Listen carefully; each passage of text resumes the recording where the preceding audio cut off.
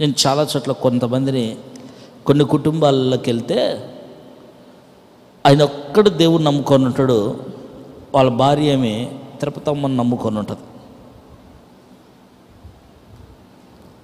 కొడుకేం సాయిబాబా అంటాడు, ఇంకొకటేం గణేష్ అంటాడు. ఒకే ఇంట్లో 4 మతాలలాగా 4 దేవుళ్ళలాగా కనపడతాయి. కానీ ఒక కుటుంబాన్ని క్రైస్తవంలోకి ప్రార్థనలో దైవికమైనటువంటి కార్యక్రమాల్లో క్రమంలో ఆ కుటుంబాన్ని నడిపే యజమానుడైతే ఆ కుటుంబంలో తాను మాత్రమే కాదు, తన భార్య, తన పిల్లలు అందరూ కూడా ఒకే ప్రార్థనలో ఉంటారు. దేవుని స్తోత్రం. ఒకే ఆరాధనలో ఉంటారు, ఒకే యేసుక్రీస్తుని ఆరాధిస్తూ ఉంటారు, ఏక మనస్సు కలిగి ప్రభుని ఆరాధిస్తూ ఉంటారు.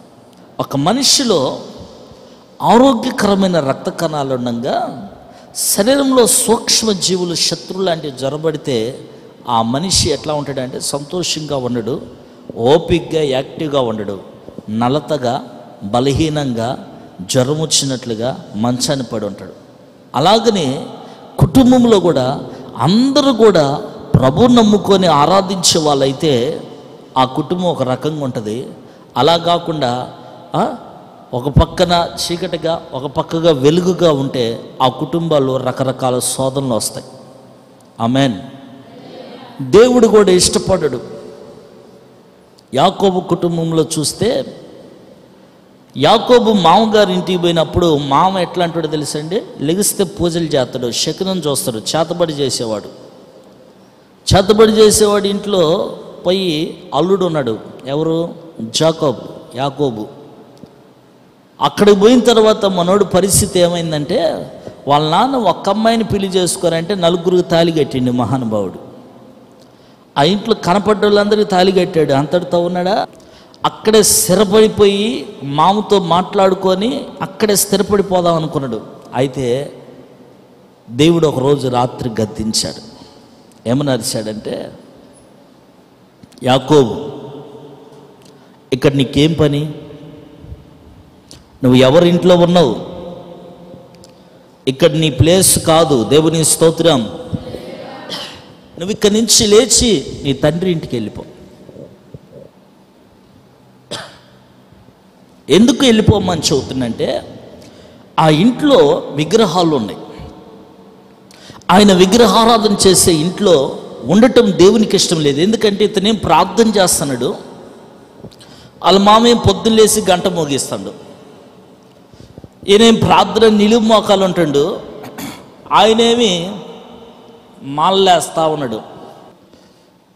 అయితే యాకోబుని దేవుడు అక్కడి నుంచి తీసివేయటానికి కారణం ఏంటంటే విగ్రహారాధన కలిగి పూజలు చేస్తున్న ఇంట్లో దేవుని బిడ్డలు ఉండటం దేవునికి ఇష్టం లేదు. ఇక కొన్ని కుటుంబాలకు వచ్చేసరికి భర్త మారి ఉండడు, భార్య మారి ఉంటుంది. భర్త అంటాడు, నువ్వు ప్రార్థన పోతుంటే నేను వద్దంటానా, నేనేమనట్లేదుగా, నీ భక్తి నువ్వు చేసుకోరాదని అదేదో నేను చేసుకుంటా అంటాడు. చెప్పింది మంచిదే కానీ అక్కడ జరిగేది మడుగు చీకటి శక్తుల పోరాటం జరుగుతుంది.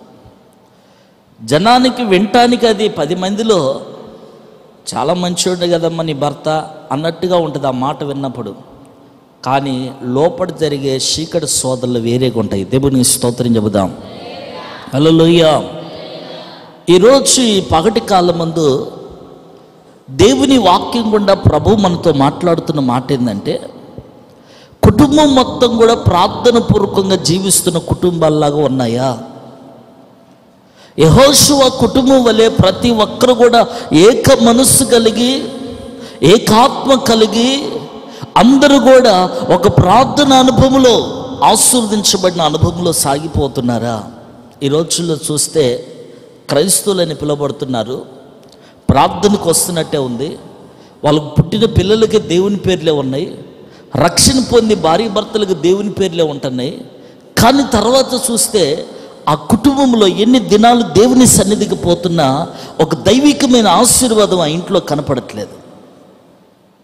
దేవుని సన్నిధికి వెళ్తున్న ఆ దైవికమైన ఆత్మీయ అంతరిక్షం వారి మధ్యలో కనపడట్లేదు. కుటుంబాల్లో కనపడని ఎక్కడో గూడు కట్టుకున్నటువంటి కొన్ని పగల కక్షల మధ్యలో కొన్ని మనస్సులో కొన్ని తలంపులు పెట్టుకొని మనస్పర్ధాలుగా, సమాధానం లేక, సగం సగం ప్రేమలతో, ఒడిదొడుకుల మధ్యలో అనురాగాలు కలిగి జీవిస్తున్న కుటుంబాలు ఈరోజు కనపడుతున్నాయి. ఈనాటి క్రైస్తవుల యొక్క కుటుంబాలు, ప్రార్థనకు వస్తున్నటువంటి దేవుని బిడ్డల కుటుంబాలు ఏ దిశ గుండా వారి కుటుంబాలు సాగుతున్నాయి, ఏ కోణంలో వారి బ్రతుకులు బ్రతుకుతున్నారో, అలా బ్రతకటానికి కారణం ఏంటి? దేవుని యొక్క దైవికమైన అనుభవంలో కుటుంబం ఎదగకుండా, ఆ కుటుంబంలో సాతాను పోరాటాలు, మనశ్శాంతి, సమాధానం లేకుండా, కుటుంబంలో నెమ్మది లేకుండా ఉండటానికి కారణం ఏంటి? బయట శత్రువుల, కుటుంబంలో వస్తున్న పరిస్థితులను మనం గమనిస్తే, దేవుని బిడ్డలకి బయట శత్రువులు ఉంటే దేవుడే పరిష్కరిస్తాడండి. దేవుని స్తోత్రం. మనం ప్రార్థనకు వస్తున్నాము గనక దేవుడు కొన్ని ఆటంకాలు తొలగిస్తాడు. కానీ ఎందుకు కొన్ని సమస్యలతో ఇంకా నీ జీవితం కొనసాగుతూనే ఉంది? ఎంతకాలం అలా నీ జీవితం సాగుతుంది? ఈ రోజుల్లో కేవలము విశ్వాస కుటుంబాల్లో గ్రహిస్తే రకరకాల సమస్యలు నేను వింటున్నానండి. కానీ ఆ సిస్టర్ గారు చాలా ప్రార్థన పరురాలు. ఆ బ్రదర్ దేవుడి కంటే ఏది వెనకాడు. ఆ పిల్లలు దేవుణ్ణి అంటే వాళ్ళకు కూడా అభిమానమే, ప్రార్థనలో ఎదిగే వాళ్ళే. అయినా ఆ కుటుంబంలో సాతాను క్రియలు కనపడుతున్నాయి.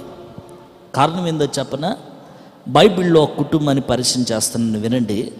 ఆదికాండము 27వ అధ్యాయం 41వ వచనం. ఆదికాండం 27వ అధ్యాయం 41వ వచనం. తన తండ్రి యాకోబుకిచ్చిన దీవెన నిమిత్తము ఏశావు అతని మీద పగబట్టెను. మరియు ఏశావు చాలు ఏశావు అతని మీద పగబట్టెను. ఈ చదివిన వాక్యంలో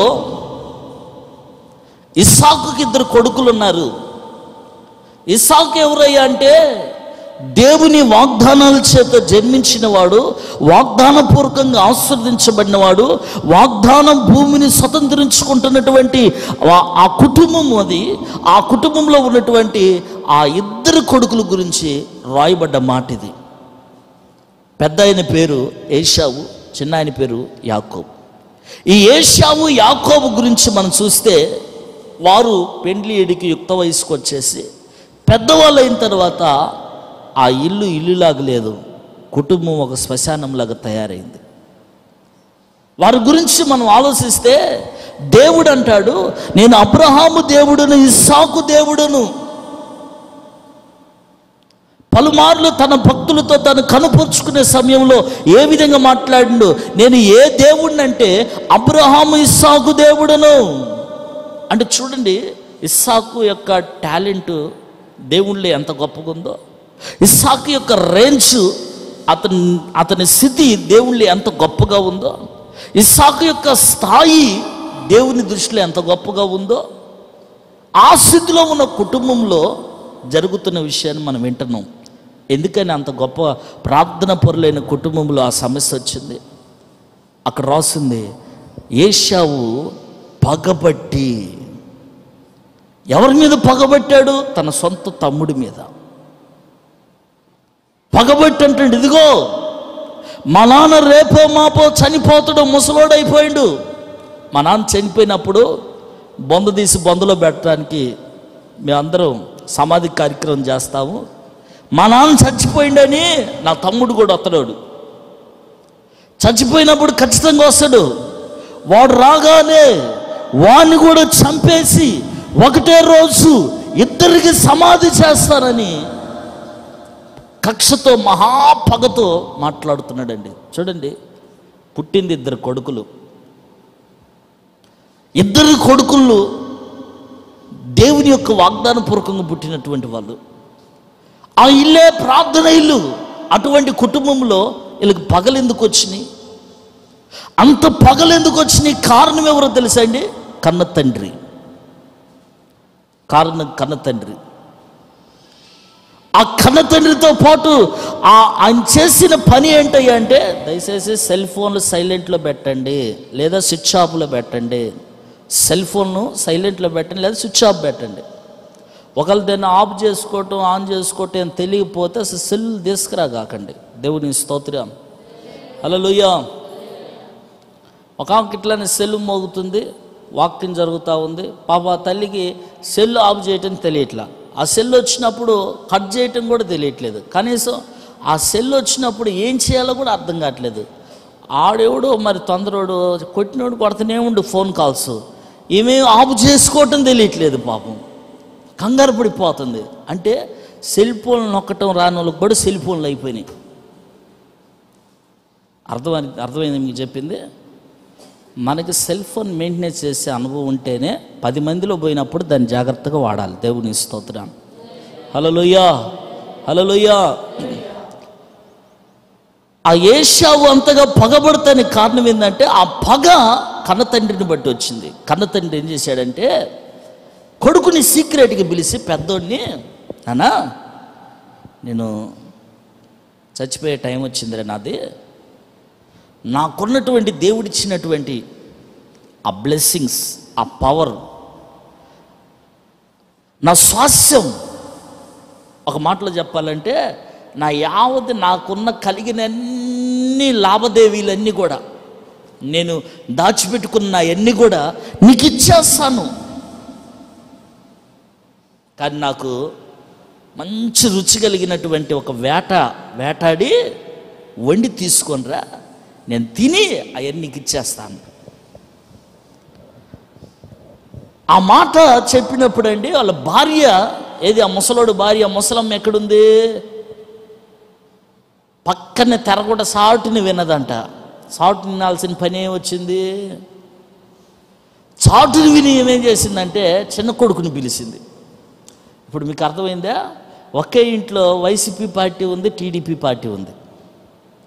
చిన్న కొడుకుని పిలిచి, అయ్యో ఇంకేముందిరా, మీ నాన్న ఇట్ట చేసిండు అట్ట చేసిండు, అట్లాంటి వాడురా మీ నాన్న ఇట్లాంటి వాడు, ఇట్ట చేసి నాకు ఈ కర్మ వచ్చింది, మీ నాన్న అట్ట చేసే నాకు ఈ బతుకు ఇట్ట అయింది, మీ నాన్న ఎట్ట చేస్తున్నాడు రా, అట్లాంటి వాడురా ఇట్లాంటి వాడురా అని చిన్న కొడుకు చెబుతా ఉందంట.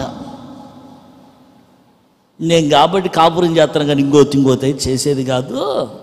ఏమండి, ఇట్లాంటి మాటలు చెబితే నేను అంటాను, తండ్రి తాగుబోతోడైనా తిరిగిపోతాడైనా మా నాన్న కాదు అని చెబుతాడు. రోడ్డు మీద కనపడితే మా నాన్నే అంటాడుగా. మరి అన్న తర్వాత నువ్వు ఇవన్నీ మాటలు ఎందుకు చెబుతావు? కాకపోతే కలిసి ఉన్నట్టుగా ఉంటుంది కానీ లోపల కనపడని పగలుంటాయి. అది కేవలము తల్లిదండ్రులు గుండా వచ్చేది. ఇప్పుడు ఈ తల్లి ఎప్పుడైతే చెప్పిందో, మీ నాన్న అంత వాడికి ఇస్తానంటున్నాడు రా, మీ నాన్నకి కళ్ళు కనపడవు, గుడ్డోడు, ఆయనకి మసకలు వచ్చేసినాయి, అసలు కంటి చూపు కనపడదు, నీకెందుకు వాడు వచ్చే లోపల, ఆ పెద్దోడు వచ్చే లోపల మందలో ఒక మేకపిల్లని కోసి దాన్ని నేను వండుతాను, తీసుకెళ్ళి పెట్టు. ఆ గుడ్డానికి ఏం తెలుస్తుంది? వాడు పెట్టింది నువ్వు పెట్టిందో? అమ్మా నాన్న ఒకళ్ళు నన్ను తెలుసుకొని ఒకళ్ళు ఏమైనా ఆశీర్వాదం బదులు శాపం పెడితే ఏమేమంటుంది తెలుసండి? ఏది జరిగినా నేను అడ్డం ఉంటా. ఏమన్నది? ఏది జరిగినా నేనున్నా, ఏ బాధ వచ్చింది నేను అనుభవిస్తా, నీకెందుకు, వాడికెందుకు దక్కాలి, అదేదో నీకే దక్కాలి అని చెప్పి తల్లి ఆయన ప్రస్తావించి, ఆ చిన్నోడికండి కనీసం బయటికి పోయి మాట్లాడటం కూడా తెలీదు.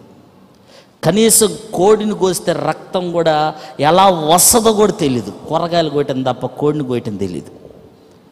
అట్లాంటి అమాయకుడిని లేనిపోని మాటలు చెప్పి, వాళ్ళు లేనిపోని మాటలు నూరు పోసి ఆ కన్న తండ్రి ముందు కన్న తండ్రిని మోసం చేసేటట్టుగా కొడుకుని పంపించేసింది.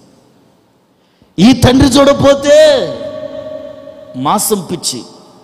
కొంతమందికి వారానికి ఒకసారి మాంసం వాసన ముక్కు తగలకపోతే వాళ్ళకి నిద్ర పట్టదు.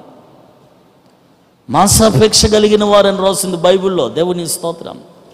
ఆ నీ శ్వాసం తగలకపోతే వాళ్ళకి నరాలు పనిచేయవు, యాక్టివ్గా ఉండలేరు. ఈ మనిషి మాంసాపేక్ష కలిగిన వాడు ఈ కుటుంబాన్ని శపించబడిన అనుభవంలోకి తెచ్చుకున్నాడు. అందుకే బైబిల్ రాస్తుంది, మాంసాపేక్ష కలిగిన వారే ఉండకడి. ఇంకోటి రాయొచ్చు కదా, శాకాహారం తినే వాళ్ళలాగా ఉండకూడదు అని. ఆ పదం వాడుకుని ఈ పదం ఎందుకు వాడినంటే మాంసాపేక్ష కలిగిన వారందరూ దరిద్రులు అయిపోయారు. దేవుని స్తోత్రం, దేవుని స్తోత్రం. మనం కొంతమందిని గమనిస్తుంటాం, 3 రోజులకి 4 రోజులకి ఒకసారి తింటనే ఉంటుంటారు. వాళ్ళని పిలిచిన అరగంటకు బలుగుతారు, పిలిచిన అరగంటకు బలుగుతారు, లేపిన పావు గంటకు లెగుతారు. వాళ్ళు అనే లోపల 6 గంటలు అయిపోద్ది. దాని ప్రభావం ఏంటంటే ఎనీ టైము మాంసం తిని తిని మత్తుగా ఉంటుంది. దేవుని స్తోత్రం, హల్లెలూయా, హల్లెలూయా.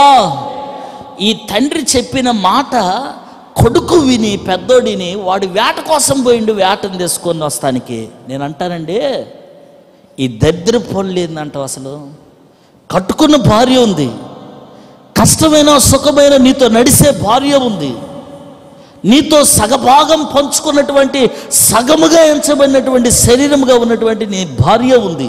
భార్యతో ఒక మాట చెప్పి, కమ్మగా నాకు కొద్దిగా మాంసం వండి పెట్టండి, నేను తినాలనుకుంటున్నా, నాకు పలానా ఆహారం కావాలి, ఈరోజు నేను ఆ రుచిని తినాలనుకుంటున్నాను, నాకు ఇష్టమైనది అది వండి పెట్టేంటే భార్య వండని అంటుందండి. రోజు వండి పెట్టేది ఆమెగా, తినేవాడుగా, తినేవాడు తింటా మళ్ళీ దొంగసాటుగా కొడుకు చెప్పటం ఎందుకు? ఈ తండ్రి చెప్పిన మాటలు, ఆ తల్లి చిన్న కొడుకు చెప్పిన మాటలు, ఈ మాటలు బట్టి ఏమైపోయిందంటే ఆ చిన్నోడు పోయి తండ్రిని మోసం చేశాడు, ఆ ఉన్న సకల ఆ లావాదేవీలన్నీ ఎత్తుకొని వెళ్ళిపోయాడు. ఈ పెద్దోడు వచ్చేసరికి ఏమి లేకుండా పోయినాయి. అలా నాన్నని తనను మోసం చేశాడని సంగతి తెలిసి గొడ్డలు నూరుకున్నాడు, తమ్ముడు నరికేద్దాం అనుకొని. తమ్ముడు దగ్గరికి పోయేసరికి తమ్ముడు అక్కడి నుంచి పారిపోయాడండి. చూడండి, పెళ్లి చేసుకొని ఆ కుటుంబంలో పచ్చని తోరణాలతో అన్నదమ్ములు కలిసిమెలిసి ఉండి ఒక గొప్ప బలగంగా ఎదగాల్సినటువంటి ఆ కుటుంబంలో ఎదిగిన వయసులోనే కొంప కొల్లేరైపోయి తండ్రి దిక్కులేనోడుగా పడిపోయి తల్లికి కొడుకు లేని అనాథగా ఉన్నట్టుగా దిగులు చింతతో కన్నీటితో కొడుకుని కళ్ళ ముందు లేకుండా చేసుకొని ఇద్దరు ఒక రక్త సంబంధులుగా రక్తాన్ని పంచుకున్నటువంటి అన్నదమ్ములు, కష్టం వచ్చిన బాధ వచ్చిన ఒకరికొకరు మాట్లాడుకోవాల్సిన వాళ్ళు, ఎవరికి ఫోన్ చేసినా చేయకపోయినా ఎట్లా ఉన్నావో అని పలకరించుకునే వాళ్ళు, ఆపద వచ్చినా అక్కర వచ్చినా ఒక అండగా ఒక బలగముగా ఒకరికొకరు తోడుగా ఉండవలసిన వారు అలా మారిపోవటానికి కారణం తెలుసా అండి? కేవలం కుటుంబంలో ఉన్న పెద్దలు. తండ్రి చేసిన తప్పు, తల్లి చేసిన తప్పు, వాళ్ళు కొన్ని సంవత్సరాల వరకు వారు విడిపోయి శాపంగా పడిపోయిందండి. దేవుని స్తోత్రం, హల్లెలూయా, హల్లెలూయా. మా అమ్మ మా నాన్న అని పిల్లలు అంటున్నారు, కానీ వాళ్ళు పెద్దోళ్ళు అయిపోయిన తర్వాత వాళ్ళు చేసిన కార్యాల జ్ఞాపకం తెచ్చుకొని ఏమండి మిమ్మల్ని ప్రేమించడానికి బదులుగా చులకనగా చూస్తున్నారు. మళ్ళీ ప్రార్థనకు వచ్చేవాళ్ళే, దేవుని నమ్ముకున్న వాళ్ళే, కుటుంబం అంతా ప్రార్థనకు వచ్చేవాళ్ళే, కానీ ఎక్కడో లోపట గూడు కట్టుకున్నటువంటి ఆ చిన్న చిన్న మనస్పర్ధాల ద్వారా లోపల పెట్టుకున్న తలంపులతో కుటుంబంలో సమృద్ధైన ప్రేమను వెదజల్లుకోక, సమృద్ధైన అనురాగాలతో ఉండక ఈరోజు కుటుంబాలు బయట వాళ్ళ మీద చూపించినంత ప్రేమ ఇంట్లో చూపించలేకపోతున్నారు. జాగ్రత్తగా వినాలి. మనది ఒక సంసారము, మనది ఒక కుటుంబం అనుకున్నప్పుడు ఆ కుటుంబం యొక్క వ్యవధి దేవుని చిత్తానుసారంగా సాగుతుందా, దేవుని యొక్క అనుభవంలో నువ్వు నడిపిస్తున్నావా లేదన్నది గ్రహించుకోవాలి తల్లిదండ్రులు. దేవుని స్తోత్రం. మీరు చేసే చిన్న చిన్న ఒడిదొడుకులు పిల్లల మీద పడ్డప్పుడు మీ నీడ పిల్లల మీద పడుతుంది కనుక ఆ ప్రభావం వాళ్ళు పనిచేస్తుంది. ఎంత ఆశీర్వదించబడినటువంటి దేవుడే సాక్షాత్తు నోటుకుండా ఇస్సాకు దేవుడిని అని చెప్పిన వాడు, యాకోబు దేవుడిని అని చెప్పినటువంటి వాగ్దానం చేయబడినటువంటి కుటుంబంలో ఎటువంటి భయంకరమైనటువంటి ఆ సమస్య కనపడుతుందండి. మీకు ఒక విషయం చెబుతాను. ఎప్పుడు ఏసన్నా ఆ మాట చెబుతుండేది, అదొకసారి గుర్తు చేస్తాను. ఒక తల్లి ఏం చేసిందంటే ఒక చిన్న పిల్లని కొద్దిగా నడుస్తుంటుంది తప్పటడుగులు వేసుకొని. ఆ అమ్మాయిని తీసుకొని నదిలో బట్టలు ఉతుక్కుందామని నది దగ్గరికి వెళ్ళింది. ఆ ఒడ్డున పిల్లను కూర్చోబెట్టండి, ఏమో ఆ బకెట్ గుడ్డలు తీసుకొని వెళ్ళి నదిలోకి వెళ్ళింది. అలా వెళ్ళిందో లేదో బట్టలు ఉతుక్కుందాం అనుకునే లోపులో ఆ నీళ్ళలోనండి అంత బొడుగున అంతలా ఉన్న పనసకాయ ఒకటి కొట్టుకుంటూ వస్తుందంట. బాగా పండిన పనసకాయ నీళ్ళలో కొట్టుకుంటూ వస్తుందంట. కొట్టుకుంటూ వస్తూ ఉంటుంటే అది ఎక్కడో ఆ ఒడ్లు అమ్మటి ఆ నీరు కదండి, నీటి ఒడ్డున చెట్లు రకరకాల చెట్లు బతుకుతుంటాయి. అది ఎక్కడో పనసకాయ అది పండి నీళ్ళలో పడ్డది. అది నీళ్ళలో కొట్టుకుంటూ వస్తుంది. దాన్ని చూసి ఏమేమనుకుందంటే, అమ్మో ఇంత పెద్ద పనసకాయ బాగా పండుంది అని చెప్పి ఏం కథ ఈ మనిషి హుషారు మనిషి కథ ఈత కూడా వచ్చు. ఏం చేసిందంటే ఎగ్గురు దూకి ఆ పొయ్యే పనసకాయకి అడ్డం తిరిగి దాన్ని పట్టుకొని ఈదుకొని వద్దామని చాలా దూరం వెళ్ళి దాన్ని పట్టుకుందండి. దాన్ని పట్టుకుంది, ఇక తీసుకొని వద్దామని ఇటు వెనక్కి తిరిగి చూసేసరికి ఒడ్డున పిల్ల లేదు, ఒడ్డున కూతురు లేదు. ఏమైంది బిడ్డ ఆడిగిపోయిందని చూస్తే ఆ అమ్మాయి అండి నీళ్ళలో కొట్టుకుంటూ పోతుందంట. ఆ అమ్మాయి నీళ్ళలో కొట్టుకుంటూ వెళ్ళిపోతుందంట. కారణం ఏందో తెలుసా? ఆ పిల్లకి తెలిసి తెలియని పిల్ల మా అమ్మాయి ఆడుకోపోతుందని గబగబా ఈ అమ్మాయి కూడా వచ్చేసింది. ఏమండి, నువ్వు ఒక చోట పెట్టేసి గబగబా ఇటో బాబోతే నీ అమ్మడి పడక ఎటు పడుతుంది? మా అమ్మాయి ఆడుకోపోతుందని, మా అమ్మ వెళ్ళిపోతుందని ఈ అమ్మాయి కూడా నీళ్ళలోకి వచ్చేసిందండి. కాలు జరిగి పడ్డది, కొట్టుకొని వెళ్ళిపోయింది. ఒడ్డున క్షేమంగా ఉండవలసిన పిల్లలు ఒకసారి మీరు అర్థం చేసుకోండి. తల్లిదండ్రులు వేసే రాంగ్ స్టెప్, ఏదో లోకంలో అందరు నడుస్తుందిలే నాది కూడా ఇట్లా ఉండాలని లోక మర్యాదలతో నువ్వు సాగిపోతే, లోక తలంపులతో నీ కాపురం చేస్తే నీ పిల్లలు ఒక గమ్యానికి ఒక ఒడ్డున ఉండకుండా నీ చేతికి కూడా దక్కని స్థాయిలో వెళ్ళిపోతారు. దేవుని స్తోత్రం చెబుతాం. హల్లెలూయా. నీవు వాళ్ళకి చెప్పటం కాదు, వాళ్ళకు నువ్వు భయపడాల్సి వస్తుంది. వాళ్ళ ముందు నువ్వు మాట్లాడలేని స్థితిలోకి వస్తావు నువ్వు. అందుకనే కుటుంబ వ్యవస్థ, నీ జీవితం ఏ కోణంలో ఏ దిశలో వెళ్ళిపోతుందో దేవుని వాక్యాన్ని ముందు పెట్టుకొని గమనించుకో. దేవుని స్తోత్రం. బైబిల్లో మరొక మాట చదివిస్తాను వినండి. ఆదికాండము 37వ అధ్యాయము 4వ వచనం. అతని సహోదరులు తమ తండ్రి అతనిని తమ అందరికంటే ఎక్కువగా ప్రేమించడం చూసినప్పుడు వారు అతని మీద పగపట్టి, మిగతా ఉన్నటువంటి కొడుకులు ఏం చేశారంటే అతని మీద పగబట్టి అతనికి క్షేమ సమాచారమైన చాలు. దేవుని స్తోత్రం చెబుదాం. హల్లెలూయా. ఇక్కడ యాకోబుకి 12 మంది కొడుకులు. యాకోబు 12 మంది కొడుకుల్లో లాస్ట్లో 11వాడు చిన్నోళ్ళు. 12వాడు మరీ చిన్నోడు, చిన్న పిల్లగాడు. ఈ 11వాడు ఒక వయసుకు వచ్చినటువంటి కొద్ది చిన్న వయసు, లేత వయసులోకి వచ్చాడు. మిగతా 10 మంది అన్నలు పెద్దోళ్ళు అయ్యారు, పెళ్ళిళ్ళు కూడా అయినాయి వాళ్ళకి. అయితే ఈ 10 మంది అన్నలంట ఈ 11వ వాడైనటువంటి అతని పేరు యోసేపు, అతని మీద నిండా పగబట్టిరంట. నిండా పగబడటానికి ఆ చిన్నోడు 10 మందిని ఎవరినైనా ఏమన్నా అన్నాడా? ఏమల్లా. వాళ్ళు ఏమన్నా వాళ్ళ గురించి వాళ్ళ రహస్యాలు ఏమని చెప్పేవాడా? వాళ్ళ గురించి పట్టించుకునేవాడు కాదు. వాళ్ళు జోలికి పోయినోడా కాదు. అసలు ఏం చేసి అంత పగబట్టారు అంటే ఆ 11వ వాడు ఏ తప్పు చేయలేదు. అసలు వాడు గుండె పగబడటానికి కారణం అనేది ఏదీ లేదు. దేవుని స్తోత్రం చెబుదాం. హల్లెలూయా, హల్లెలూయా. ఏ కారణం లేదు.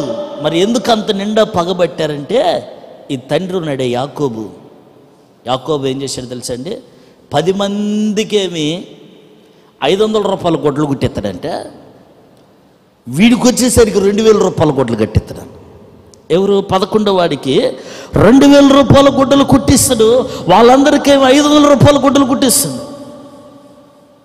ఎట్టుంటుంది? అమ్మ తల్లులు మీరు బాగా వినండి.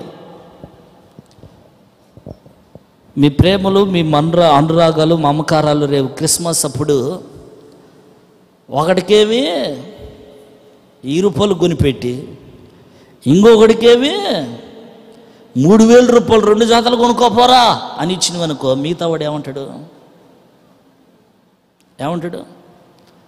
అంటాడా అంట? Praise the lord.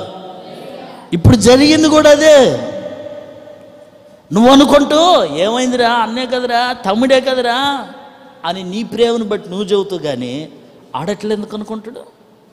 ఏమండి, ఈరోజు కుటుంబాల్లో చేసే భేదాలు ఇవే. దీన్ని బట్టి ఏమవుతుందంటే, నేను చదివినటువంటి వాక్యములో నిండా పగబట్టిరి. పిల్లలు చేసిన తప్పులు కాదు అవి, తల్లిదండ్రులు చేసిన తప్పులు. ఆమెన్. వాళ్ళ లేత వయసులో ఆ చేదైన విషపు విత్తనాలు విత్తటం బట్టి వాళ్ళ ప్రవర్తన రాను పాయిజన్గా మారిపోయింది. ఒక రోజున ఏ తండ్రి అయితే అలా పెంచాడో, ఏ తండ్రి అయితే అలాగ పిల్లల్ని భేదాలు చేసి చూశాడో, ఆ తండ్రి ఒక రోజున ఎవరినైతే బాగా ప్రేమించాడో వాడు కళ్ళ ముందు కనపడకుండా పోయాడు. భయంకరమైన శ్రమల పాలైపోయాడు. ఐగుప్తు దేశానికి అమ్మువేయబడ్డాడు. సంతలో పశువుని అమ్మేసినట్టు అమ్మేశారు యోసేపుని. ఆ 10 మంది అన్నలు కూడా కన్న తండ్రిని నిలువును మోసం చేశారు. నానా, అడవులో ఏ పెద్ద పులో చిన్నోడిని తినేసింది, కనీసం మాంసం ముక్క కూడా దొరకలేదు, ఇదిగో వాడి బట్టలు మాత్రం దొరికినాయి, ఇగో నెత్తురు మరకలు అని ఏదో గొర్రె పిల్లను కోసి దాని రక్తంలో ముంచి తీసుకొచ్చి చూపెట్టారంట. చూడు, ఈ చొక్కా నీ చిన్న కొడుకుదేనా, గుర్తుపెట్టు అని ఎటకారంగా నవ్వుకుంటూ వచ్చి చెప్పారంట. తర్వాత యాకోబు తన కొడుకు చనిపోయింది అనుకొని బైబిల్ రాస్తుంది, మృతుల లోకానికి పోవునంతగా ఎవరు ఎంతమంది వచ్చినా ఆయన ఏడుపు, ఆయన బాధని ఓదార్పు ఎవరు నందనల్లక, ఎవరి ద్వారా దొరక్క మృతుల లోకానికి పోవునంతగా కొన్ని దినాలు ఏడిశాడంట. ఏమండి, అందరు కడుపుకి అన్నం తిని ఎవడి పని వాడు చేసుకుంటుంటే 24 గంటలు గుర్తు తెచ్చుకొని పండుకున్న ఏడిపే, నిలబడ్డ ఏడిపే, కూర్చున్న ఏడిపే, ఎక్కడ కూర్చున్నా ఆ కళల్లో ఆయన కనులలో మెదులుతూ మెదులుతూ మెదులుతూ మెదులుతూ అవే తలంపులతో ఏడిసినోడు ఏడిసినట్టే.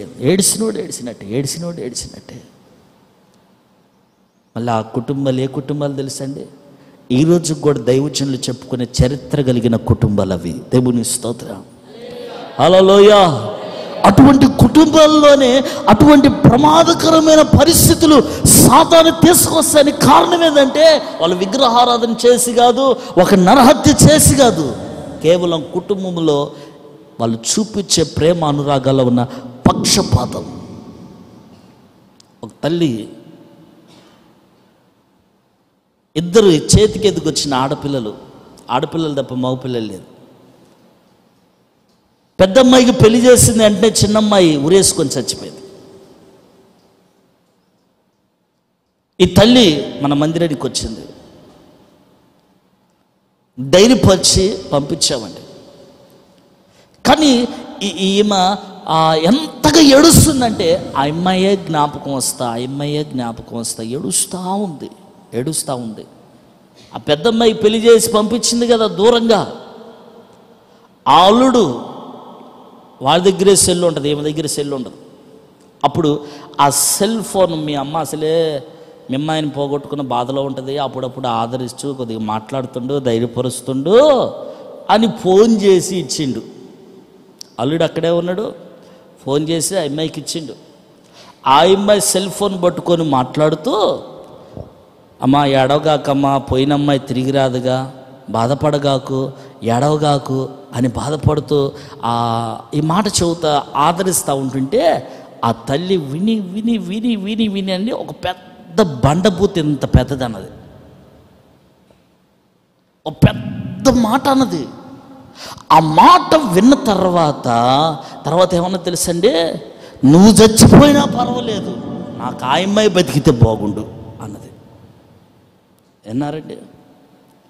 నువ్వు చచ్చినా పర్వాలేదు, దాని బదులు నువ్వు చచ్చినా పోయేది, ఈ అమ్మాయి బతికినా బాగుండు అన్నది. ఆ సెల్ ఫోన్ దగ్గర ఎవడున్నాడు? అల్లుడు ఉన్నాడు కదండి. ఆడికి మండి సెల్ కట్టేసి నువ్వు కూడా పోయి ఆ కొంపలో పడి సాగుపో, వెళ్ళిపో అంటుండు. మన మాటలు, మన ప్రవర్తన ఏమవుతుందంటే ఆ పిల్లల జీవితాలు, నువ్వు కష్టపడి పెళ్ళిళ్ళు చేసి పెద్దలు చేసి ఎంత చేసినా కానీ నీ ప్రవర్తన బట్టి వాళ్ళ విలువలు కోల్పోతారు. చక్కగా కాపురం చేసుకోవాల్సిన ఆ కుటుంబంలో ఆ భర్త దీనికి ఏ అండలేదు, ఏ దిక్కు, ఏ గత్యంతరం లేదని సులకదనంగా చూస్తానికి కారణం ఏం తెలుసా అండి? ఒక్క మాట ఫోన్లో మాట్లాడిన మాట అంతే. ఆ ఒక్క మాటతో వాళ్ళ చరిత్రలన్నీ అల్లుడు గ్రహించేశాడు. సులకదనగా మాట్లాడుతున్నాడు.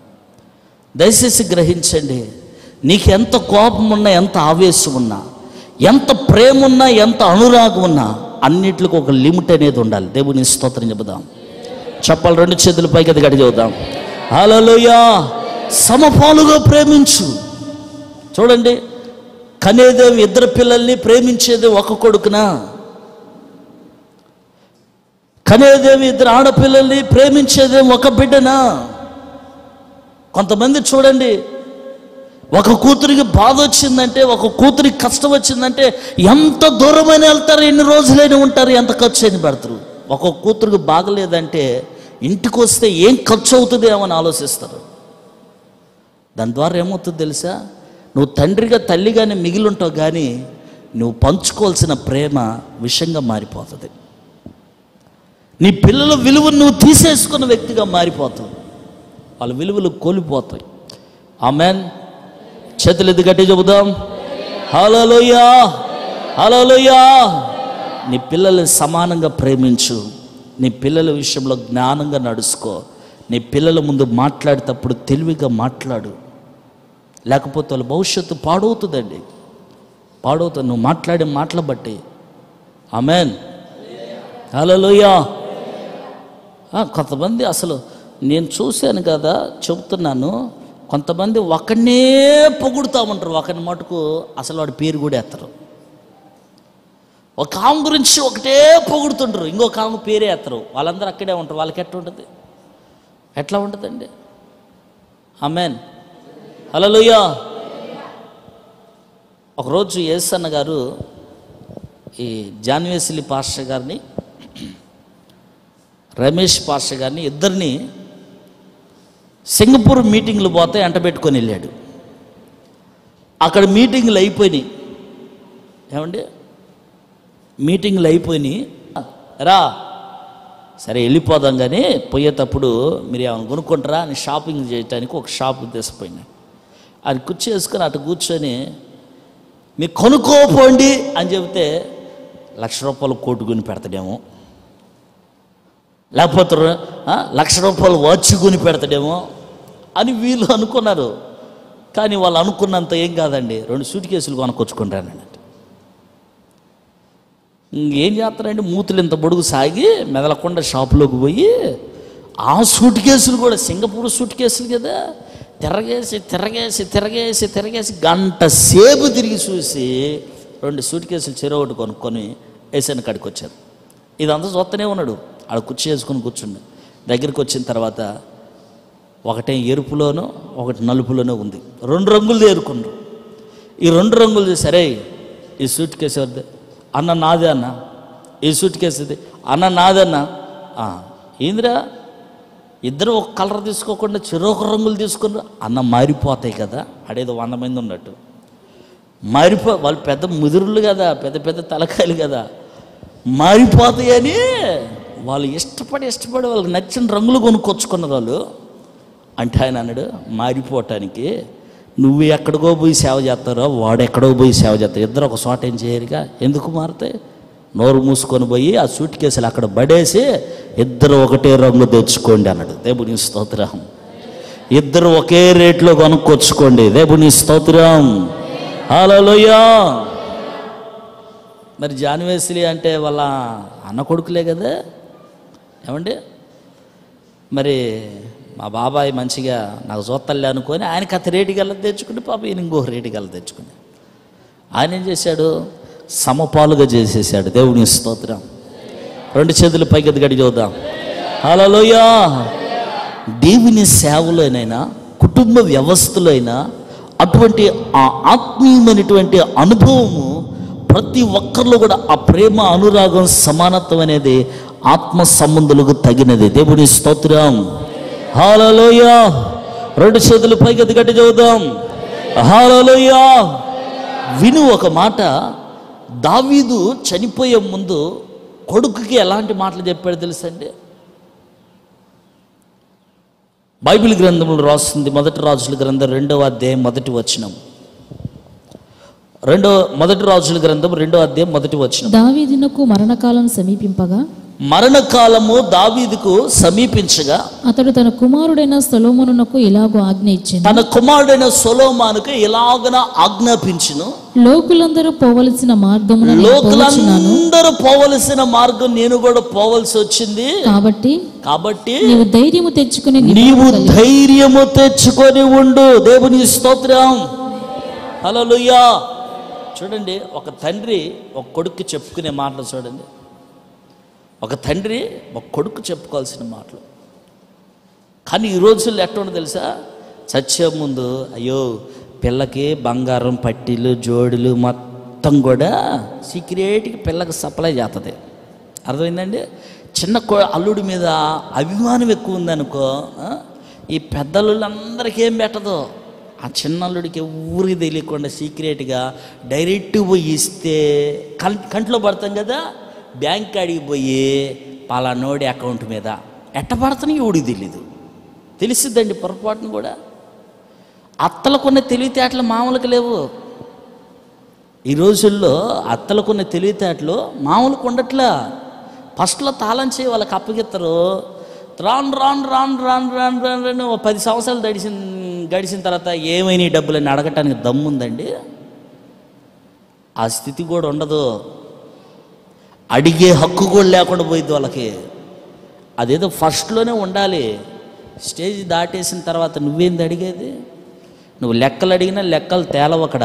దేవుని స్తోత్రం. హల్లెలూయా. ఆ వచ్చిన డబ్బుల్లో ఎడిపోతున్నాయో కూడా తెలియట్లా. ఇలా జరుగుతున్నాయి. ఎందుకంటే నేను మన ఒక సంఘమే కదా తిరుగుతుంటా.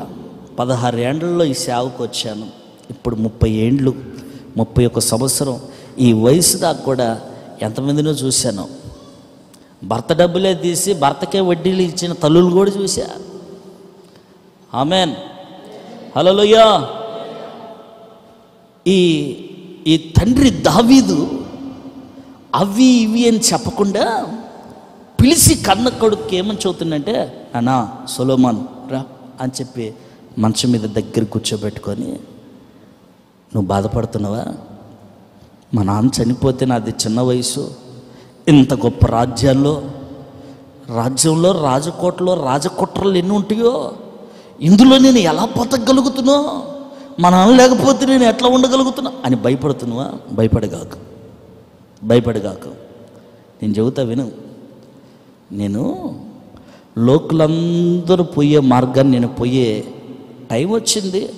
అందరూ పోయే మార్గాన్ని నేను కూడా వెళ్ళిపోతున్నా. ఎక్కడికో పోతున్నా అనుకోగాకు.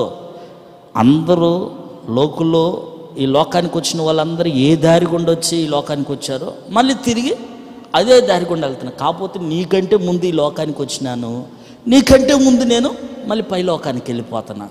కాబట్టి భయపడగాకు. తర్వాత నువ్వు కూడా అదే మార్గంలో రావాల్సిందే. ఇది కామన్. కాబట్టి దీని గురించి ఏడవలసిన అవసరమేమీ లేదు. నిబ్బరంగా ఉండు, ధైర్యంగా ఉండు. రాజ్యం అంటావా? నువ్వు ఎన్ని తెలివితేటలు ఉన్నా నీ చేతుల్లో లేదు రాజ్యం.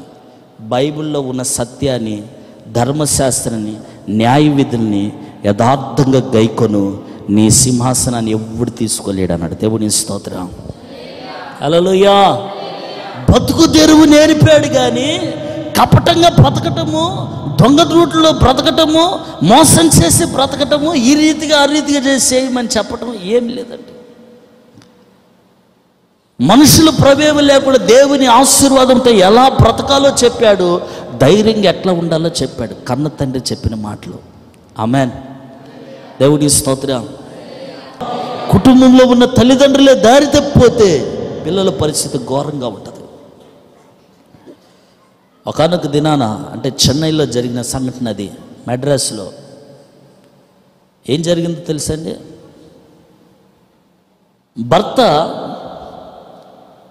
ఈ బయట వర్క్ మీద వారానికి ఒకసారి వచ్చేవాడు. పోయి భార్య అక్ర సంబంధంలో పడిపోయింది. ఈ భార్య చేసే పని ఎదిగొచ్చినటువంటి కొడుకు చూశాడు. ఒకసారి చెప్పాడు, రెండుసార్లు చెప్పాడు, నాన్నకు చెబుతాను. మూడోసారికండి ఈమెతో సంబంధం పెట్టుకున్న మనిషి వీళ్ళిరువురు గెలిచి ఆ పిల్లవాడిని లోపలికి రానిచ్చి చంపేసి ముక్కలు ముక్కలకి కన్న తల్లి ముక్కలు ముక్కలు నరికి ఫ్రిడ్జ్లో పెట్టేసింది. దౌర్భాగ్యమైన స్థితిలోకి వచ్చింది. కొన్ని దినాల తర్వాత అది వెలుగు చూడాల్సి వచ్చింది. వెలుగులోకి వచ్చినాయి ఆ సంగతులు.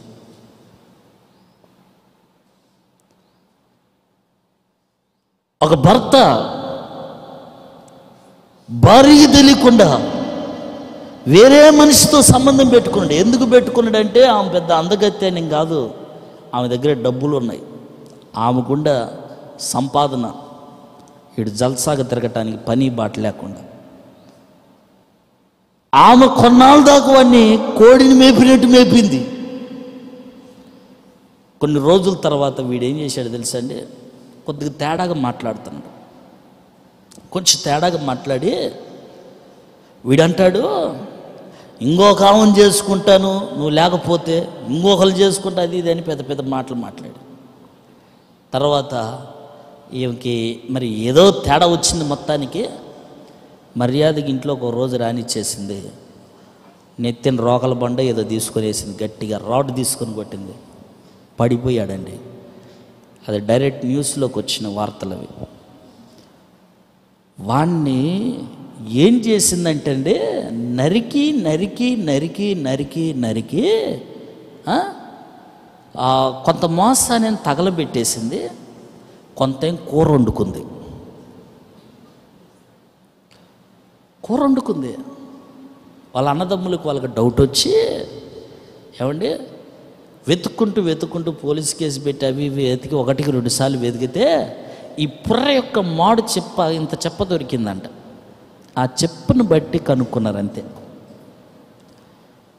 వింటున్నారండి? ప్రపంచంలో నేనే హీరోని అనుకోవద్దు, నన్ను ఎవరో చూడట్లేదని మీరు అనుకోవద్దు. జాగ్రత్త, ఒకరోజు దాని పరిహారం పొందాల్సిందే. నీ పిల్లలకు సాక్ష్యం లేకుండా పోయింది. నీ సాక్ష్యము భూమి మీదకు పాకిన తర్వాత నీ పిల్లల సాక్ష్యం ఏంది? ఎంత చక్కటి పిల్లలు కన్నప్పటికీ నీ పిల్లలకి ఏ సమస్య వచ్చినా, ఏ విషయంలో వాళ్ళు మాట్లాడదలుచుకున్నా కానీ నీ తల్లి అట్లాంటిదని మాట్లాడితే ఏం మాట్లాడతావు? నీ పిల్లల పరిస్థితి ఏంది? అందుకనే ఒక కుటుంబం అయిన తర్వాత కుటుంబాన్ని జాగ్రత్తగా నడిపించుకోవాలి. దేవుని స్తోత్రం చెబుదాం. భయంకరమైన శాపాన్ని పొందుకునే స్థితిలోకి రాకూడదు. ఆ మాట చెప్పాలంటే రెఫరెన్స్ ఏం తీయగాకండి. యేసు ప్రభు సేవ చేస్తున్న దినాలు బాప్తిసం ఇచ్చే యోహాను ఉన్నాడు. యోహాను తప్పును తప్పుగా ఖండించేవాడంట. రాజుగారు, ఆ దేశానికి ఉన్న రాజుగారు ఆమెని, ఇతన్ని, నువ్వు చేస్తుందేంది? నీ సహోదరుడు భార్యను నీ చెంతగా చేర్చుకున్నావు, ఇది నీకు తగదు అని గద్దిచ్చాడండి. పోయి వార్నింగ్ ఇచ్చాడంతే. దేవుని సేవకుడిగా గద్దిచ్చాడంతే.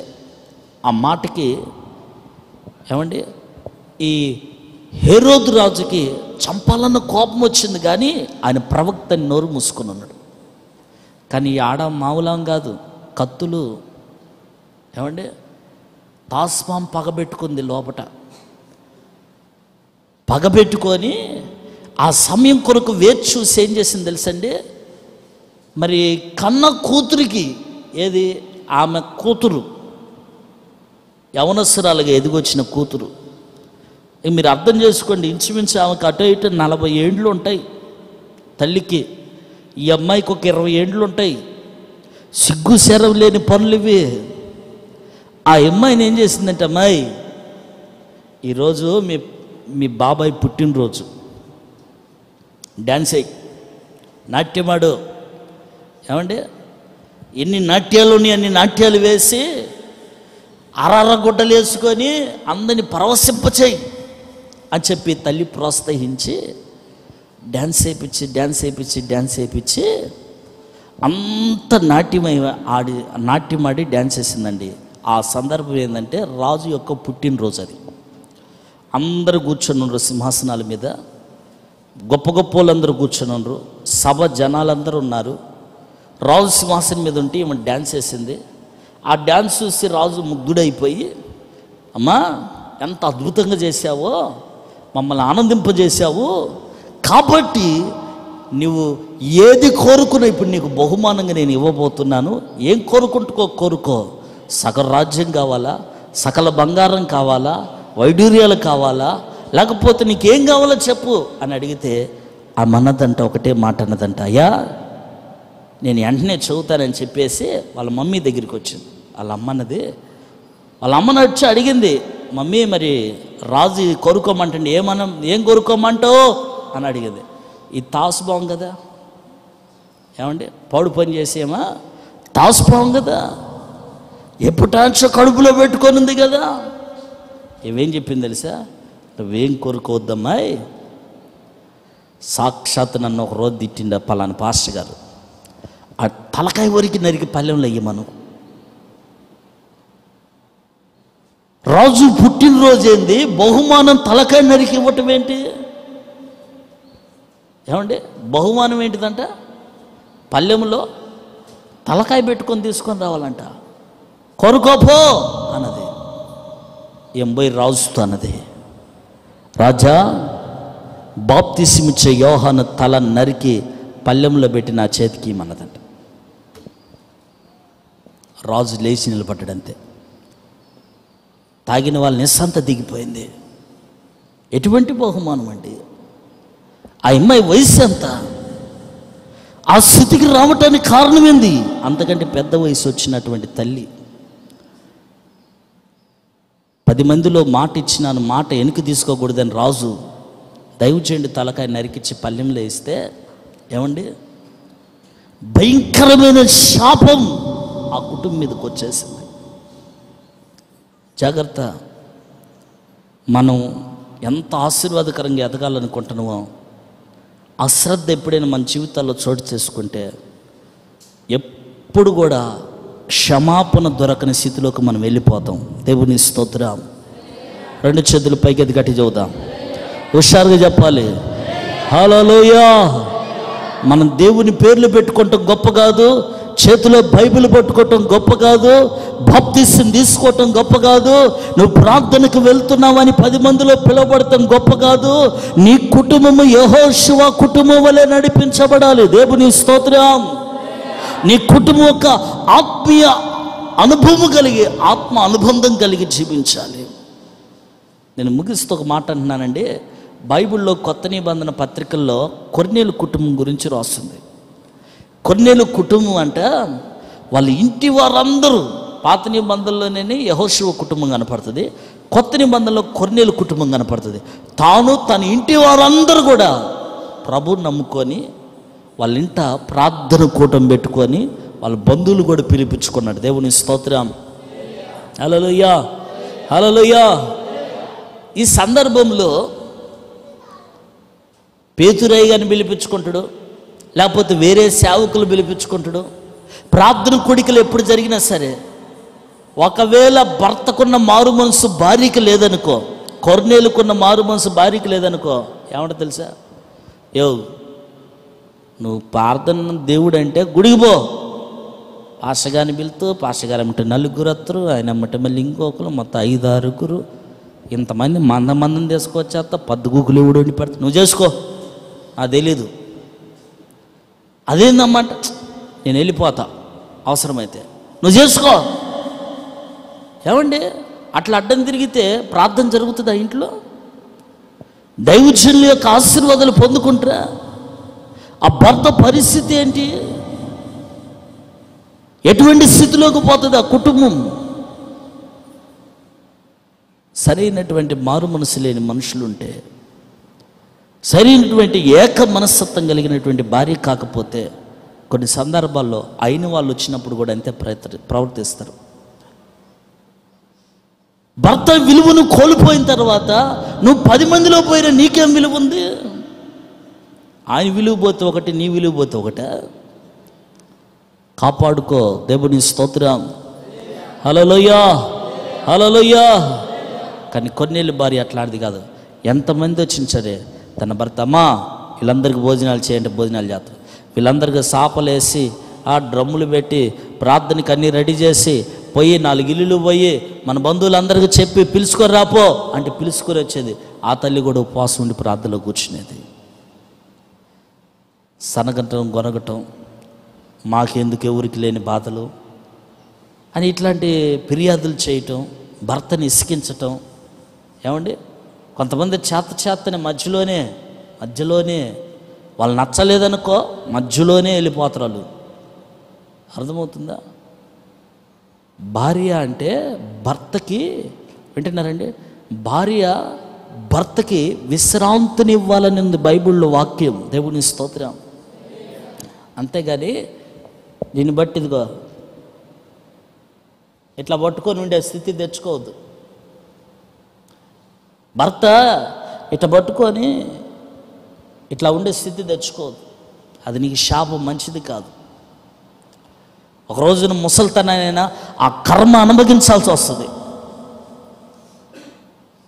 భార్యని భర్త పక్కటెముకలో నుంచి తీసి నేను చేసాడమ్మా, అంతేగాని నీలో నుంచి భర్త రాలేదు. బైబిల్లో వాక్యం చదువుతుంది, పక్కటెముకలో నుంచి వచ్చాడు, పక్క ఎముకలో నుంచి భార్య వచ్చింది. ఈ భార్య చేసేటప్పుడు, భార్యను చేసేటప్పుడు, పక్కటెముకను తీసేటప్పుడు భర్త ఏం చేస్తున్నాడు? విలవిల్లాడిండా? అబ్బో నొప్పి అని మొరపెడుతున్నాడా? ఏమండి, తలనొప్పితో కూర్చుండా? నిద్రిస్తున్నాడంట నెమ్మదిగా. ఆమేన్. అది రీజన్, భార్య భర్తకున్న రీజన్ అది. భార్యని జతపరిచేది ఎందుకంటే భర్త కష్ట సుఖాలు పంచుకొని భర్తకు తలనొప్పిగా మారకుండా నిన్ను బట్టి భర్త ఆదరించబడి విశ్రాంతి పొందేవాడుగా ఉండాలి, కానీ విసుక్కునే మనిషిగా ఉండకూడదు. సరే, నువ్వు ఎంత మంచిగా ఉన్న భర్త కూడా అట్లా చేసిందనుకో, దేవుని స్తోత్రం. భర్తకొచ్చి దేవుని వాక్యం చదువుతుంది, నీ శరీరంలో ఒక దెబ్బ తగిలితే వెంటనే పోయి కాలీరి లోపల ఎముకిరిగిందో నరం దిగిందని ఎక్సల్ తీపిచ్చి మందులు వచ్చి అమ్మో ఇన్ఫెక్షన్ అయిపోతుంది అని అంతవరకు నరికేస్తారేమో. ఎన్ని జాగ్రత్తలు పడతావో. నీ శరీరం లాంటిదంట భార్య. దేవుని స్తోత్రం. చేతులెత్తి గట్టి చూద్దాం, హుషారు చెప్పాలి. హల్లెలూయా. కొన్ని రోజులకి ఈ శరీరం అండి యవనస్తులుగా ఉన్నప్పుడు ఎట్లా ఉండదంటే గట్టిగా ఉంటుంది. 40 ఏండ్లు 50 ఏండ్లు వచ్చిన తర్వాత నుంచి స్కిన్ ఏమవుతుందండి? ఫోల్ పడిపోతుంటుంది, ముడతలు పడిపోతుంటుంది. 60 ఏండ్లు 70 ఏండ్లు వచ్చేసరికి ఏమవుతుంది? ఇంకా పూర్తిగా ఆకారం అంతా చేంజ్ అయిపోతుంది. నీ శరీరమేగా.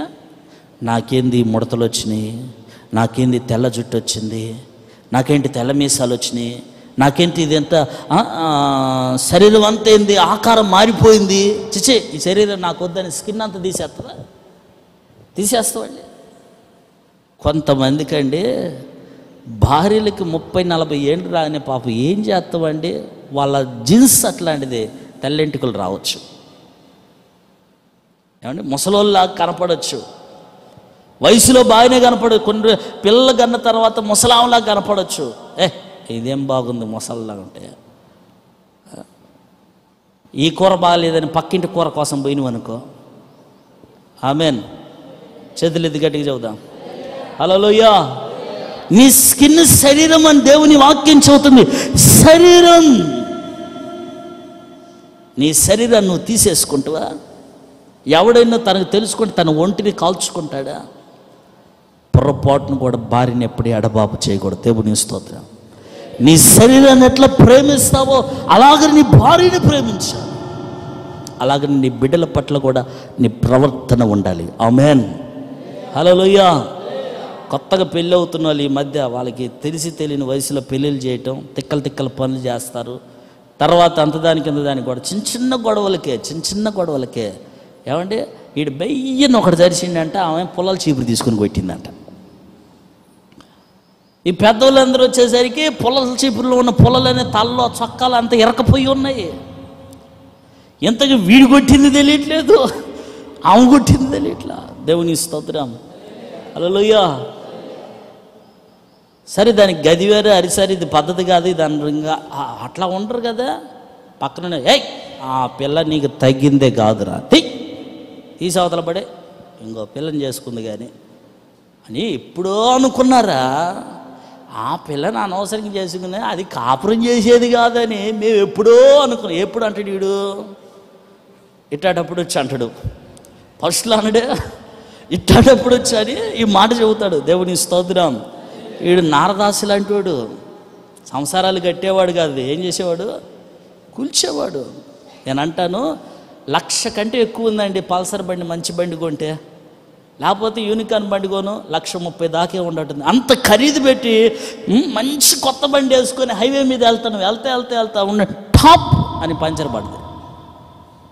బండి ఆపావు, కొత్త బండి కదా, పంచర్ పడదు కదా, అయిపోయింది కదా.